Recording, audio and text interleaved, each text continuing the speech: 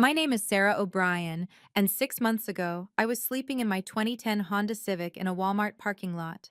The woman who had everything: a thriving design business, a loving fiancé, a supportive sister, reduced to counting quarters for dollar menu dinners. How did I end up there? Betrayal. The kind that comes wrapped in wedding plans and sisterly hugs. The kind that steals not just your money, but your ability to trust. Marcus and Claire took everything from me through an elaborate investment scam, leaving me with nothing but shame and a car that barely started on cold mornings. But here's what they didn't count on. Rock bottom has a strange way of revealing who your real allies are. And sometimes, the universe delivers justice in ways you never expected. Before I tell you how I went from homeless to standing in front of 200 witnesses as they lost everything, please take a moment to like and subscribe, but only if stories of resilience truly speak to you.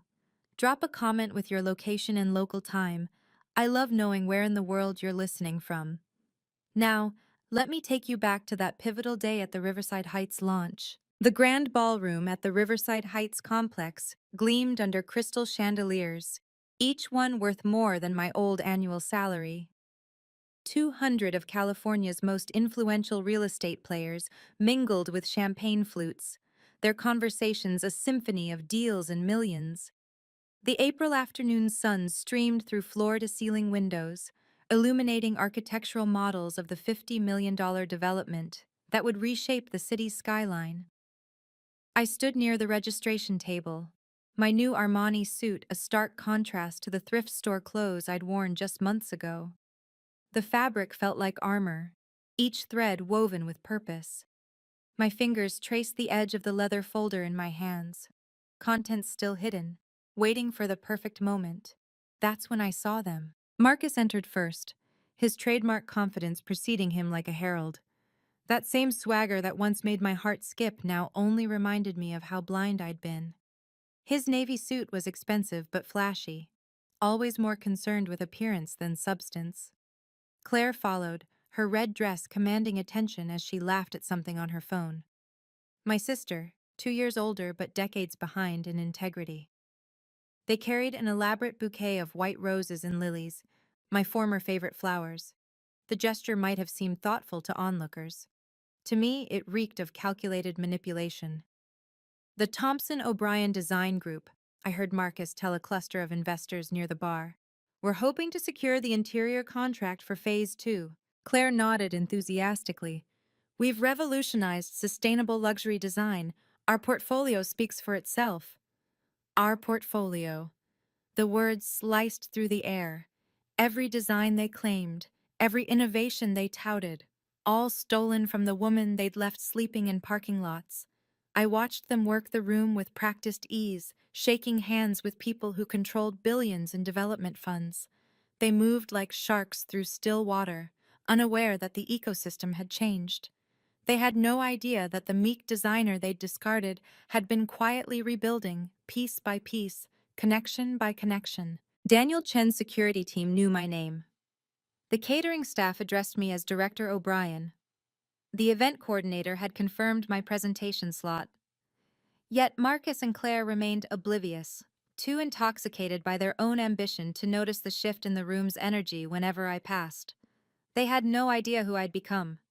2 years ago, my life looked like a Pinterest board come to life.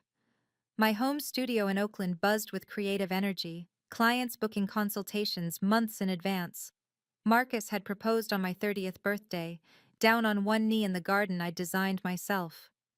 We were building something beautiful together, or so I thought. Claire would drop by every few weeks, always with a crisis. Sarah, honey, I just need a tiny loan until my commission comes through. Her real estate career perpetually on the verge of breakthrough, perpetually needing rescue. But she was family. You don't keep scorecards with family. The warning signs were there, wrapped in concern and condescension. You're so talented with colors and fabrics, Marcus would say, usually when I suggested expanding the business. But you don't understand the financial side like I do. Claire's version was softer but cut deeper. You're an artist, Sarah. Don't burden yourself with the ugly business stuff. That's what you have us for. Just an artist, Just someone who makes things pretty, not someone who'd built a six-figure business from scratch. Not someone who'd negotiated with contractors, managed budgets, or navigated client politics. To them, I was a useful talent to be managed, not a businesswoman to be respected. I remember the last normal dinner we shared. Chinese takeout at my dining table, 3 weeks before everything collapsed. Marcus talked about investment opportunities while Claire complained about her broker. I sketched designs on napkins, lost in creating beauty while they plotted to destroy everything beautiful in my life. Family doesn't need contracts, right? Marcus had said that night, refilling my wine glass. We trust each other. Trust. Such a small word for something that takes years to build and seconds to shatter. The opportunity came wrapped in urgency and family loyalty. Marcus burst into my studio one October morning, laptop in hand, talking fast about a revolutionary property tech startup. Green building materials, sustainable sourcing, everything you believe in, Sarah. But we need to move now. The investment window closes tomorrow. Claire backed him up via FaceTime from her car. I'm putting in my entire savings, Sarah. This is our chance to build something together. $500,000. My life savings, my emergency fund, the equity from refinancing my home. Marcus had the paperwork ready, his business degree finally useful for something. I've reviewed everything, it's solid gold. I signed where he pointed, initialing pages I didn't read because why would I? This was my future husband, my sister. The startup would triple our investment within 18 months, Marcus promised. We'd have enough for the dream wedding, the house in Marin, the life we'd planned. The wire transfer went through at 3:47 p.m. on October 15th. I remember because I screenshot the confirmation, thinking I'd frame it someday as the moment our empire began. 2 weeks later, the startup's website disappeared. The CEO's LinkedIn vanished. The office address led to an empty warehouse in Hayward. My calls to Marcus went straight to voicemail. Claire's phone was suddenly disconnected. When I finally tracked Marcus down at his apartment, he was packing. It's not my fault you didn't do due diligence, he said, not even looking at me. Investment involves risk. The paperwork I'd signed? Buried in legal language were clauses absolving him of liability, transferring my design copyrights, even granting him power of attorney over my business accounts. My signature appeared on documents I'd never seen, authorizing transactions I'd never approved. The prosecutor later called it textbook affinity fraud. I called it the death of who I used to be. The foreclosure notice came on a Tuesday. 60 days to vacate the home I'd spent 5 years perfecting. My business accounts, mysteriously drained through authorized transfers. Credit cards maxed out on purchases I'd never made. Even my grandmother's jewelry, kept in a safe, Marcus knew the combination to gone. I sold everything worth selling. My design awards went for $50 on Craigslist. The custom furniture I'd built, piece by piece, liquidated for pennies on the dollar. Within 3 months, my entire life fit in the trunk of my aging Honda Civic. Walmart parking lots became my bedroom. Planet Fitness, my bathroom for the $10 monthly membership. Starbucks, my office where I nursed a single coffee for hours, desperately trying to salvage client relationships with borrowed Wi-Fi and a dying laptop. Marcus had vanished completely. Claire blocked me on everything, but not before posting photos from her sudden business trip to Cabo. They'd even poisoned my professional network, spreading rumors about my mental breakdown and financial irresponsibility. Rock bottom isn't just about losing things. It's about losing yourself, piece by piece, until you're not sure what's left to save. Then Daniel Chen walked into that Starbucks. Sarah O'Brien? I looked up from my laptop screen, where I'd been staring at the same email for 20 minutes, trying to word a plea for freelance work that didn't sound desperate. Daniel Chen stood there in his understated Tom Ford suit, looking exactly as he had 3 years ago when I'd redesigned his first boutique hotel. My instinct was to run, hide. Anything but let a successful client see me like this. Unwashed hair hidden under a baseball cap, the same clothes I'd worn for 3 days. Mr. Chen, I managed, closing my laptop to hide the overdue payment notices. He didn't pretend not to notice my situation. That's what I'd always appreciated about Daniel, his inability to do polite fiction. May I? He gestured to the empty chair. For the next hour, he listened. No judgment, no platitudes, just occasional questions that cut straight to the heart of things. When I finished, he was quiet for a long moment. Talent like yours shouldn't sleep in parking lots, he said finally. I have a proposition. My walls went up immediately. I'd learned the hard way what propositions from powerful men could cost. He must have seen it in my face. A legitimate business offer, Sarah. I'm launching the largest mixed-use development in Northern California. I need a creative director, someone with vision, taste, and frankly, someone who understands what it's like to lose everything. Why?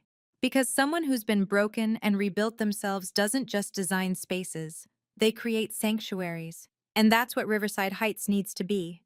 He slid a business card across the table. Think about it.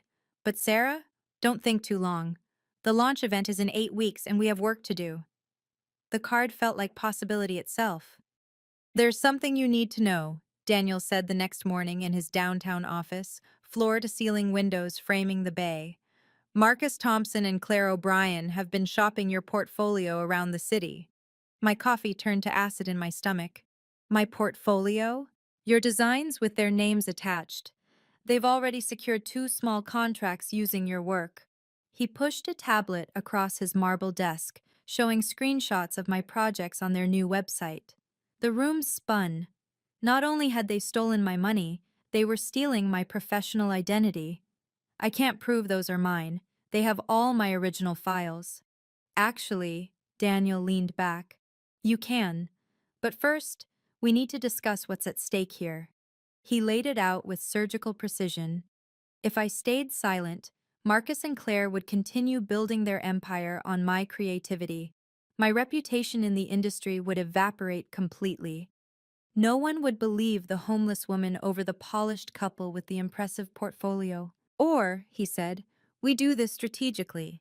You take the creative director position, we document everything, build an ironclad case. Then, when they least expect it, we let the truth speak for itself. You mean revenge? I mean justice. There's a difference. He pulled out a folder. This is a draft employment contract. Salary, benefits, and most importantly, an exclusive design agreement that predates any claims they might make. The number on the salary line made me blink. Twice my best year as a freelancer. But first, we need evidence, he continued. Email trails, original sketches, anything that proves the timeline of creation. Can you do that? I thought of the cloud backup Marcus didn't know about, the one linked to my old college email. Yes. Good, because the Riverside Heights launch will be very public, very visible, the perfect stage for truth. You know that moment when you realize the universe might actually have your back? That's what I felt sitting in Daniel's office. If you've ever been betrayed by people you trusted most, you know the war between wanting justice and just wanting to disappear. If this story is touching something in you, please hit that like button and subscribe. It really does help more people find these stories. Drop justice in the comments if you believe karma is real.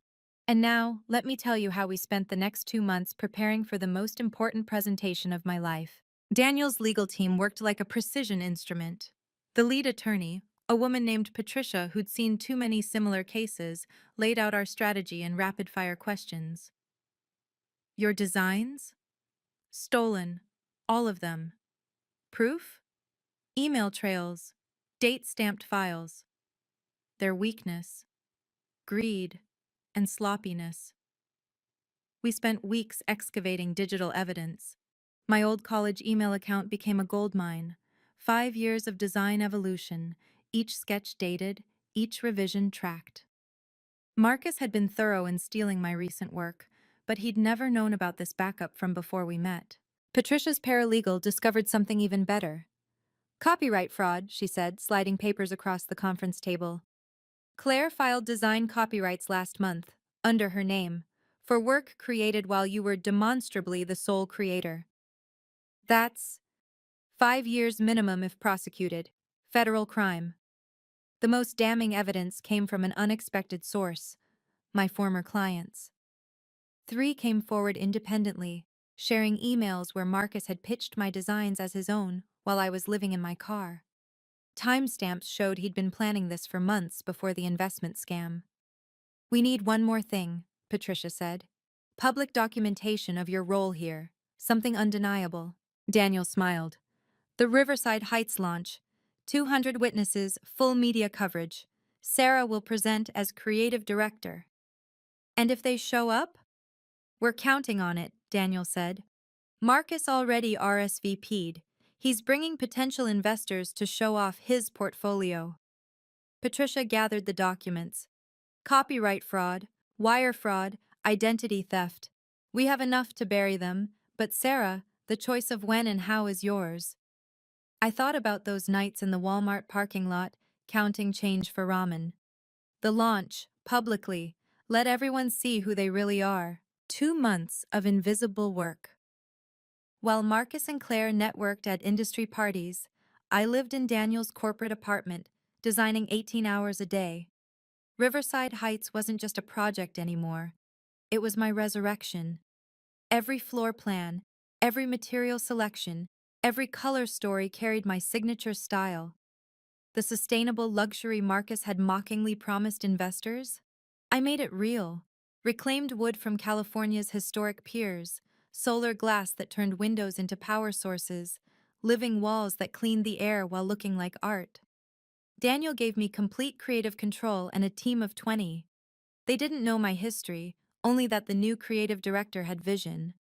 I earned their respect through work, not sympathy. The launch event will be perfect, Daniel said one evening, reviewing the presentation deck.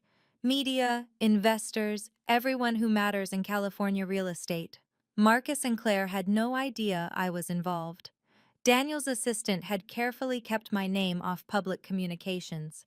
As far as they knew, some mysterious new creative director had emerged from Chen Development's corporate structure. Their confidence grew with each passing week. I monitored their social media, watching them celebrate preliminary investor meetings, posting photos with my designs visible in the background. Claire even started a blog about authentic design philosophy, using my words, my concepts, twisted into her narrative.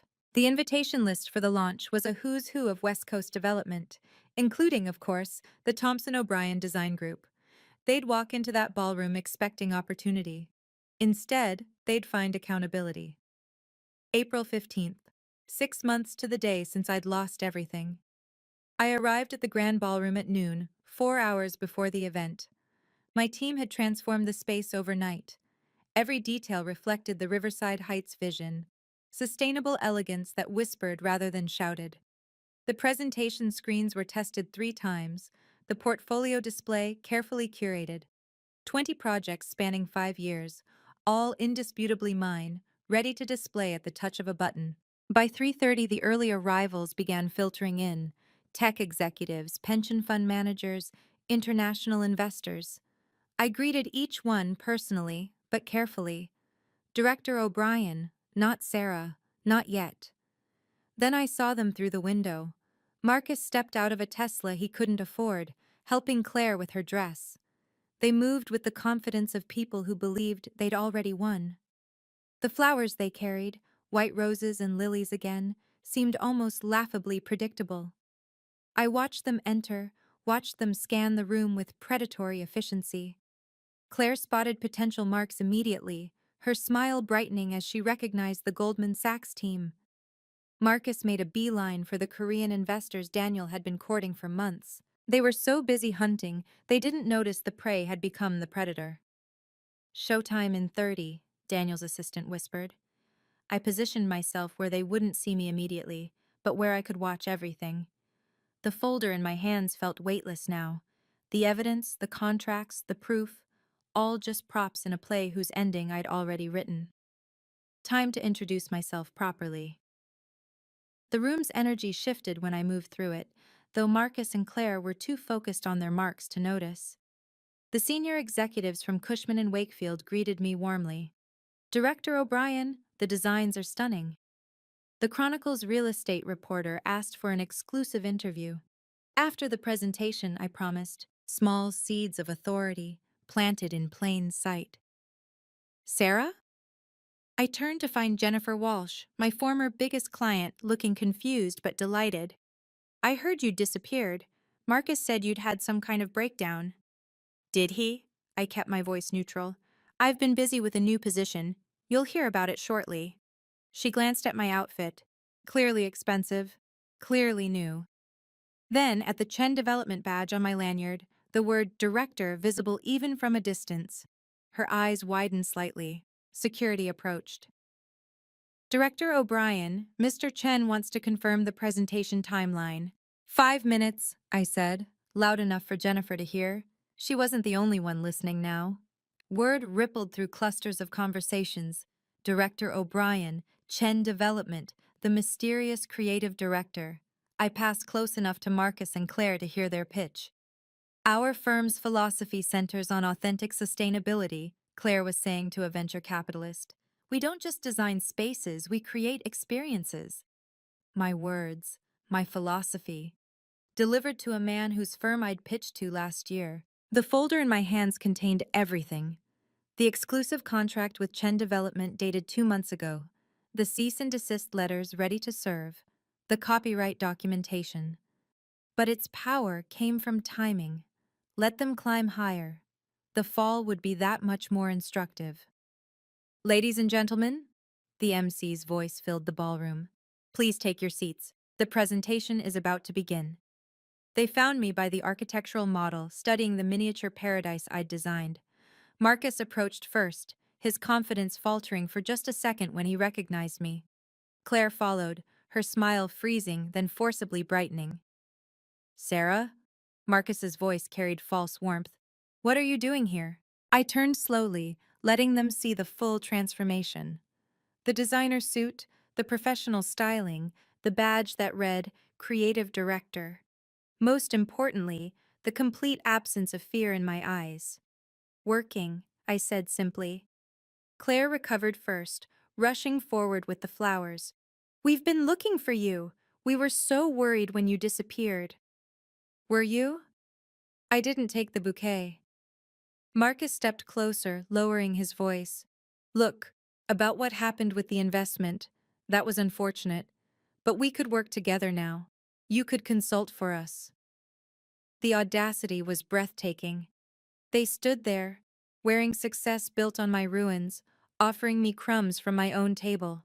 Actually, Claire added, touching my arm like we were still sisters, we're about to close a huge deal here. We could bring you in as a silent partner, help you get back on your feet. Around us, people were taking their seats. The venture capitalist Claire had been pitching, watched our interaction with interest. The Chronicle reporter had her phone out, discreetly recording. That's generous, I said, my voice carrying just enough for nearby listeners, but I'm quite busy with my current position. Doing what exactly? Marcus's tone sharpened. He'd noticed the attention we were drawing. Before I could answer, the lights dimmed slightly. Ladies and gentlemen, please be seated for our presentation. Claire grabbed my wrist. Sarah, don't do anything stupid. You know how this industry works. I removed her hand gently, but firmly. Yes, I finally do. Marcus raised his voice, ensuring the lingering crowd would hear. This is our designer, he announced, gesturing to me like I was a rescued stray. We've been mentoring her through some difficulties. The condescension dripped like honey. Several investors turned to watch. Claire jumped in, her voice saccharine. Sarah's been struggling since her business failed. Mental health issues, financial problems. We're family, so of course we're helping her rebuild. She was homeless, Marcus added, his concern so perfectly performed. Living in her car, poor thing. We're trying to get her stable enough to work again. Each word was calculated to diminish me, to paint them as saviors, and me as charity case. The investors they'd been courting exchanged glances, some sympathetic, others uncomfortable. This was their play: destroy my credibility before I could speak. It's been hard watching her spiral, Claire told the Goldman Sachs team, who'd moved closer. But family doesn't give up on family, right? Even when they make terrible decisions. Marcus nodded gravely. The investment loss hit her hard. She trusted the wrong people. The irony of that statement hung in the air like smog. They were building a narrative in real time, each detail designed to explain away anything I might say. Unstable, unreliable, unwell. If I reacted emotionally now, I'd prove their point. If I tried to defend myself, I'd look desperate. So I did neither. How thoughtful of you, I said calmly. To care so much about my well-being while using my designs for your portfolio. Marcus's eye twitched. Claire's smile strained. Excuse me? She said. Daniel's voice came over the sound system before I could respond. Ladies and gentlemen, welcome to the future of sustainable luxury. Please take your seats. The crowd began moving toward the chairs. Marcus and Claire had no choice but to follow. Their attempted character assassination incomplete. 200 faces turned toward the commotion we'd created. The venture capitalists, the reporters, the industry titans, all watching the unfinished drama between the polished couple and the woman they'd called broken. Phones appeared in hands, subtle but present. The Chronicle reporter had moved closer, her expression sharp with interest. These people knew theater when they saw it, and something about this interaction promised a show. Marcus and Claire felt the shift. Their confidence wavered as they realized they'd become the entertainment. Claire's laugh came too loud, too bright. We should find our seats. Yes, Marcus agreed quickly, trying to guide me with them. Sarah, sit with us, like old times. I have an assigned seat, I said, not moving. Whispers rippled through the crowd. Jennifer Walsh was openly staring now, pieces clicking together in her mind. The Goldman Sachs team had their phones out, likely Googling Chen Development Creative Director. What's really going on here? Someone murmured behind us. Daniel stood at the podium, watching the scene with calculated patience. He'd orchestrated this perfectly, letting them create the spectacle, letting the audience lean in with anticipation. Sarah, Marcus hissed under his breath, whatever you think you're doing. Ladies and gentlemen, Daniel's voice cut through smoothly. Before we begin our presentation, I'd like to acknowledge some special guests. Every eye in the room focused on us. Marcus and Claire stood frozen, flowers wilting in Claire's grip, their faces masks of professional terror. They'd lost control of the narrative, and they knew it. But they had no idea how much worse it would get. Daniel commanded the podium with quiet authority. Riverside Heights represents 18 months of vision, innovation, and meticulous planning. Before we unveil the full scope of this project, I want to recognize the creative force behind it all. Marcus straightened, his hand moving to adjust his tie. Claire shifted forward slightly, ready to claim their moment. They'd interpreted Daniel's words as their cue, their invitation to glory. This development exists because one person saw possibility where others saw problems, Daniel continued. Someone who understands that true luxury isn't about excess. It's about harmony between human needs and environmental responsibility. The screens behind him came alive with images of Riverside Heights, my designs, my vision, filling the wall in stunning detail. Marcus's face went pale. Claire's mouth opened slightly. Ladies and gentlemen, Daniel said, his eyes finding mine across the room, our creative director has something special to share with you today. He didn't say my name, not yet. But the security team was already moving, creating a clear path from where I stood to the stage. The spotlight operator, following rehearsed cues, found me in the crowd. Marcus grabbed my arm. Don't, he whispered urgently. We can work this out. Claire's flowers fell to the floor as she reached for me too. Sarah, please, we're family. Family. The word that had once been my weakness. I stepped forward, out of their reach, into the light. The crowd parted like water. Each step toward the podium was measured, deliberate, filmed by dozens of phones. Behind me, I heard Claire's sharp intake of breath as the reality hit her. They'd just publicly claimed to be mentoring Chen Development's creative director. This moment, walking through that crowd while Marcus and Claire stood frozen, I still get chills remembering it. 200 pairs of eyes, two people who betrayed me, and one chance to reclaim everything they stole. If you've ever had to stand up to people who tried to break you, comment strength below. Your stories give others courage. And if this resonates with you, please hit that like button. It helps more people find these stories of justice and redemption. Now, let me tell you what happened when I finally reached that microphone. Thank you, Daniel. My voice carried clear and strong through the sound system.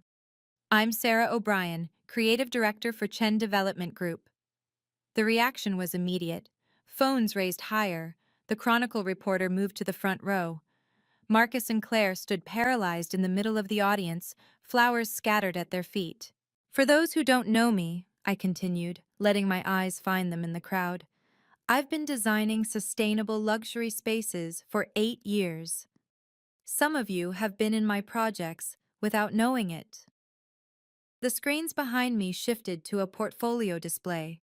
20 projects, chronologically arranged, each dated and credited. The oldest, from 2016, long before Marcus entered my life. The newest, Riverside Heights, with my signature visible on every design document. 3 years ago, I said, clicking to the next slide, I had the privilege of redesigning Mr. Chen's first boutique hotel. That project taught me that true luxury respects both people and planet. Jennifer Walsh gasped audibly. She'd been at that hotel opening. She knew exactly who'd designed it. Since joining Chen Development 2 months ago, I continued, the date hanging in the air like an accusation, I've poured everything into Riverside Heights. Every sustainable material, every energy-efficient system, every space that honors both beauty and responsibility. This is my vision realized. The slide changed again. Email threads, dated and authenticated. I'm particularly proud that we've maintained complete creative control. As you can see from our exclusive contract, all design work for Riverside Heights comes through my office. No outside firms, no consultants, no exceptions. Marcus's face had gone from pale to gray. Claire swayed slightly, her hand finding a chair back for support. But before we dive into the technical presentation, I said, my voice warming with false kindness, I want to thank Marcus Thompson and Claire O'Brien for attending. Their interest in my work has been quite motivating. The room held its breath, waiting for the kill shot. There's something you all should know, I said, clicking to a new slide. The designs you may have seen from the Thompson O'Brien Design Group are quite familiar. They should be. I created them. The screen filled with evidence, side-by-side comparisons. My original sketches, dated and notarized, next to their website portfolio. Email threads where Marcus pitched my designs while I was homeless. Copyright filings in Claire's name for work created years before she claimed them. Every design they've shown you, I continued, my voice steady as a surgeon's hand, was stolen from me. While I lived in my car, they built their business on my creativity. Gasps rippled through the audience. The venture capitalist Claire had been pitching to stood up, his face dark with anger. Two investors who'd already signed preliminary agreements with Marcus pulled out their phones, likely calling their lawyers. The copyright fraud alone, I clicked to the legal documentation, carries a 5-year federal sentence. The wire fraud, identity theft, and breach of fiduciary duty add considerably more. She's lying, Marcus's voice cracked across the room. She's unstable. Tell them, Claire. But Claire was backing away from him, her self-preservation instincts finally kicking in. The security team had moved closer to them both, ready to escort them out if needed. I have receipts, I said simply, clicking through email after email, document after document, including the investment fraud that stole my life savings, the forged signatures, the emptied accounts, all while being my fiancé and my sister. The Chronicle reporter was typing furiously. Several investors were on calls with what sounded like legal teams. The Goldman Sachs representatives had turned their backs on Marcus entirely. Chen Development believes in justice, I concluded. Which is why we've provided all evidence to the district attorney's office. They'll be handling things from here. Two uniformed officers entered the ballroom, their timing impeccable. Marcus tried to run. He didn't get far. The officers moved through the crowd with practiced efficiency. Marcus Thompson, you're wanted for questioning regarding fraud allegations. This is insane, Marcus shouted, but his voice had lost its power. The room watched him like spectators at a car crash, horrified but unable to look away. Claire tried to slip toward the exit, but found Daniel's security team blocking her path. Ms. O'Brien, the second officer addressed her, we need you to come with us as well. I didn't know, Claire's voice pitched high with panic. It was all Marcus. Sarah, tell them. The investors they'd courted were already on their phones. I heard fragments. Pull out immediately. Full audit required. Legal action necessary. The venture capitalist Claire had pitched stormed over to her. You showed me fraudulent work. My firm's reputation is on the line. He turned to his associate. Document everything. We're suing for damages. Jennifer Walsh approached the stage. Sarah, I had no idea. Marcus told me you'd had a breakdown, that you'd abandoned your clients. I'm so sorry I believed him. You couldn't have known, I said into the microphone, ensuring everyone heard. They were very convincing. The Chronicle reporter raised her hand. Ms. O'Brien, what happens to their existing contracts? Void, I answered clearly. All contracts signed under fraudulent pretenses are legally invalid. Chen Development's legal team will be reaching out to affected parties. Marcus struggled against the officer's grip. You can't do this. Sarah, we were getting married. Were, I said quietly, but the microphone caught it. Past tense. As they were escorted out, Claire sobbing and Marcus still protesting, the room erupted in conversation. Phones flashed, recording everything. By tomorrow, this would be industry news across California. But I wasn't done yet. Before we continue with the Riverside Heights presentation, I said, drawing the room's attention back, there are legal matters to address.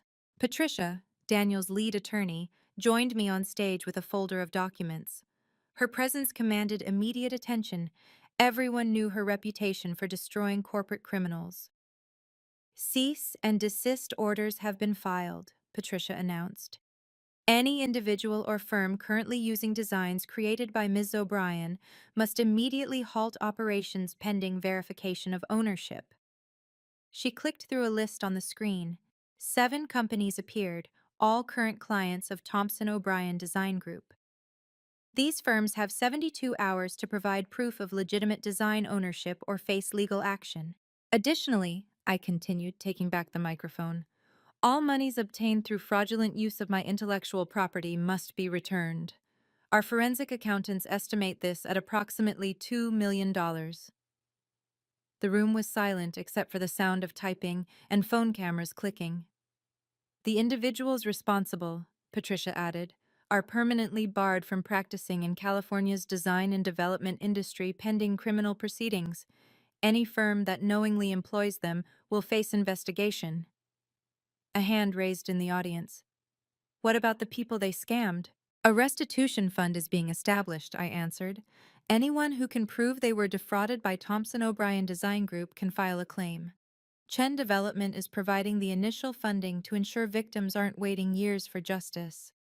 It was more than just destroying them. It was about rebuilding what they'd broken, not just for me, but for everyone they'd hurt. The law is clear, I concluded, my voice firm but not vindictive. Fraud has consequences. Now, shall we talk about the future instead of dwelling on the past? The room erupted in applause. Not for the drama, but for the justice. After the presentation ended, after the investors had committed $70 million to Riverside Heights, after the reporters had their quotes, Marcus's father approached me. William Thompson, senior partner at a white shoe law firm, a man who'd always treated me like I wasn't good enough for his son. Sarah, he began, his usual arrogance replaced with desperation. Surely we can resolve this privately. Marcus made mistakes, but prison? That helps no one. Your son stole everything from me, I said calmly. My money, my work, my home. We'll make restitution. Full amount plus interest. Just drop the criminal charges. Behind him, I saw Claire's mother approaching, tears streaming down her face, my own aunt, who'd chosen to believe Claire's lies over my truth. Please, Sarah, she begged. She's your sister. Family forgives family. Family doesn't mean doormat, I replied, the words coming clear and strong. Family doesn't mean accepting abuse. Family doesn't mean enabling criminal behavior. William pulled out his checkbook. Name your price. My price? I looked at them both, these people who'd watched me fall and done nothing. My price is accountability. Your son and daughter chose to commit fraud. They'll face the consequences of those choices. You're destroying their lives, my aunt cried. No, they destroyed their own lives when they chose to destroy mine. I'm just declining to save them from consequences. I turned to walk away, then stopped. I genuinely wish them growth and healing, but that journey happens away from me, far away from me. Security escorted them out as I returned to the celebration. The boundaries were clear now, reinforced with legal steel and professional distance. For the first time in years, I felt truly free. By morning, the story had exploded across every platform. Homeless to heroin, designer exposes fraud at luxury launch, ran on the Chronicle's front page. Business Insider called it the most satisfying corporate takedown of 2025. The video clips, shot by dozens of attendees, had millions of views within 24 hours. Marcus's business license was revoked by noon. The California Board of Professional Conduct moved faster than I'd ever seen them move, citing egregious violations of professional ethics and criminal fraud. He couldn't legally practice business in the state for 10 years minimum. Claire's real estate firm fired her via email while she was still in custody. Her broker's license was suspended pending investigation. The California Association of Realtors issued a statement distancing themselves from her completely. Her carefully curated Instagram, where she'd flaunted a lifestyle built on my destruction, disappeared overnight. But the real avalanche came from their other victims. My phone rang constantly with calls from people they'd scammed, a young architect whose designs they'd stolen, a contractor they'd stiffed on payment, an elderly couple who'd invested their retirement savings in another fake venture. 17 victims in total, representing over $3 million in fraud. The district attorney upgraded the charges from fraud to running a criminal enterprise. The federal prosecutors got involved when they discovered Marcus had moved stolen funds across state lines. What started as a 5-year maximum sentence ballooned to potentially 25 years. Patricia called with updates hourly. They're turning on each other, she reported. Marcus is claiming Claire masterminded everything. Claire says she was manipulated. Their lawyers are already discussing plea deals. The restitution fund grew as more investors contributed, appalled that such fraud had happened in their community. Within a week, it topped $5 million, enough to make every victim whole. You've started something, Daniel told me as we watched the news coverage from his office. People are calling it the O'Brien effect. Victims are coming forward across the industry, inspired by your courage. I thought about those nights in the Walmart parking lot, when I'd believed I'd lost everything forever. Now I realized I'd been preparing for this moment all along. Rock bottom had been my foundation for rebuilding. Karma, it turned out, kept excellent records. 6 months after the Riverside Heights launch, my life looked nothing like the Pinterest board it once resembled. It was better, real, earned through fire. The creative director position came with a $300,000 base salary plus performance bonuses. After my first quarter exceeded projections by 40%, Daniel promoted me to senior creative director with equity in the company. The girl who'd counted quarters for ramen now had a portfolio worth 7 figures. I bought a house in Oakland Hills. Not huge, but mine. Every mortgage payment felt like a small victory. The home office overlooked the bay, where I'd once parked my car to sleep. Now I designed from that view, creating spaces for people who'd never know homelessness. The Sarah O'Brien Foundation launched quietly, without fanfare. We provided emergency funds for fraud victims, especially those in creative industries who'd had their work stolen. The first recipient was the young architect whose designs Marcus had plagiarized. Watching him rebuild reminded me why I'd chosen justice over revenge. My team at Chen Development grew to 50 designers, all carefully chosen for their talent and integrity. I implemented a mentorship program, pairing senior designers with emerging talent.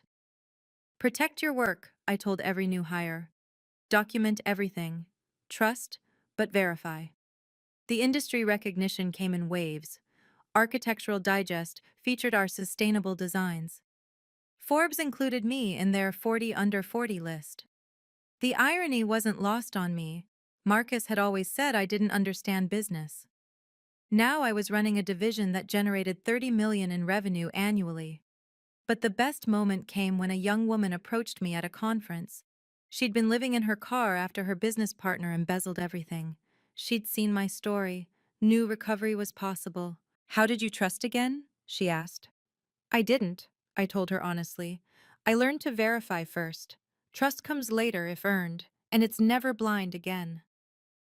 1 year later, Marcus and Claire tried one more time to contact me, through their lawyers, seeking character references for sentencing. They were about to learn that no meant no. The letter came through Patricia's office, forwarded from Marcus's legal team. Ms. O'Brien's testimony could provide crucial context for Mr. Thompson's sentencing. We request a brief statement regarding his character and their prior relationship.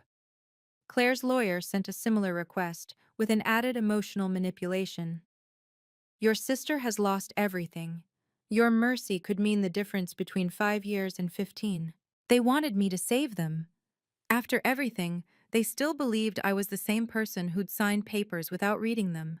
Who'd trusted, because they said to trust." Patricia looked at me across her desk. "You're under no obligation to respond." "I know." I pulled out my phone and dictated my response. "Please inform both legal teams that I will not be providing character references.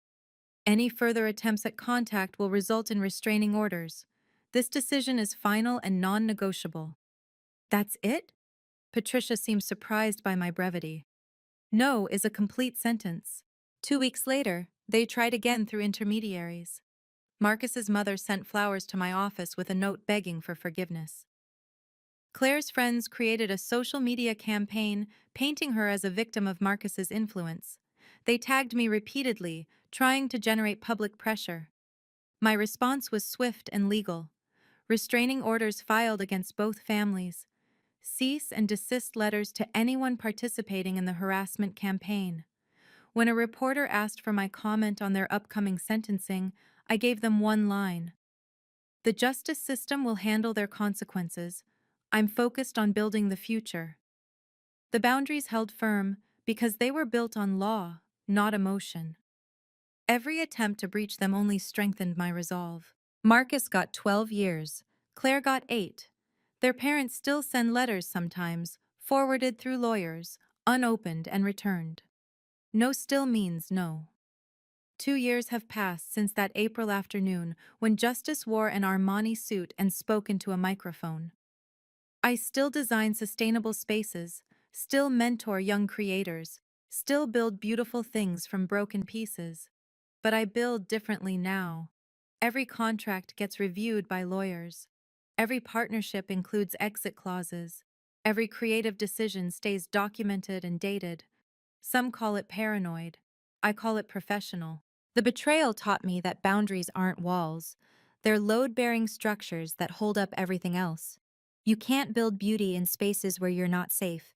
You can't create from a foundation of fear. I forgave Marcus and Claire. Not for them, but for me. Forgiveness doesn't mean forgetting. It doesn't mean allowing them back into my life. It means I no longer carry the weight of their choices. Their debt to me was paid by the justice system, not by my endless anger. Success really is the best revenge. but not in the way people think. It's not about showing them what they lost. It's about showing yourself what you're capable of surviving, of becoming, of building from ashes. Your comeback doesn't require their apology. It doesn't require their recognition or their regret. It only requires your decision to rise. To everyone reading this who's been betrayed, bankrupted, or broken by people you trusted, your story isn't over. Your chapter of justice may look different than mine. It might be quieter, smaller, more personal, but it's yours to write. Trust again, but differently. Love again, but wiser. Build again, but stronger. And remember, sometimes losing everything is just the universe's way of showing you that you were meant for something better, something real, something truly yours. What boundaries do you need to build today? Share your story below. We rise by lifting others. Thank you for staying with me through this journey. If my story touched something in you, please share it with someone who needs to hear that recovery is possible. Like this video if you believe in justice served cold and professional. Subscribe for more stories of people who refuse to let betrayal be their ending. Comment, boundaries. If you're ready to stop being a doormat for people who see kindness as weakness. And remember, the best revenge isn't destroying them. It's building something so beautiful from your ruins that their betrayal becomes irrelevant. Stay strong. You've got this.